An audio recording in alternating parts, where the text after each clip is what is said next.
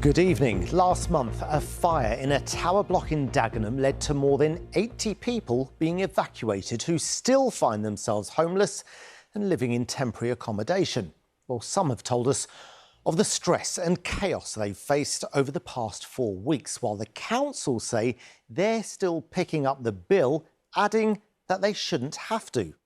As for the building's owner, well, they're not very willing to chat about what's happened. Here's Layla Hayes. It's now a month since the Spectrum building in Dagenham went up in flames. More than 80 people had to be evacuated from the tower block. Many of them are still living in temporary accommodation. Irina escaped with just her dog Becky and her passport. She's been living in a hotel ever since. We've been in 3 hotels. This is the 3rd hotel we've been in. How's it been? Stressful, chaos, nightmare, with the thoughts we are homeless, we lost everything. Sarah is also staying at the hotel.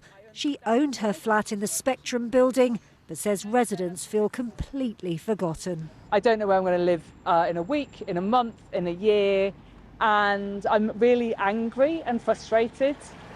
What angers me the most is that there are private companies that take money from me and other leaseholders, and then when catastrophe happens, they vanish. They vanish completely and leave the council to pick up the pieces of homelessness. Since the fire, Barking and Dagenham Council have been paying to house the residents, even though it was a private block with no council tenants. Barking and Dagenham Council say providing temporary accommodation for the former residents of this building has so far cost around £500,000. And they say the management company, Block Management UK, should be doing more to support them. But Block Management told us they were simply hired by the owner of the building to manage the communal areas and not the individual flats. We contacted the freeholder Iridium Limited, but have so far had no response. Today, the local MP told me she understands the residents' frustration. The council undoubtedly have done an outstanding job, but if you've had your home burned out and literally all you have is what you're standing up in, that's a terrible thing to happen to you. So the residents are quite right to be saying it's a month on, come on.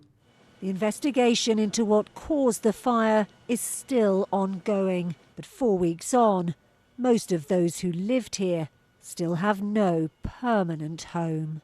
Layla Hayes, BBC London.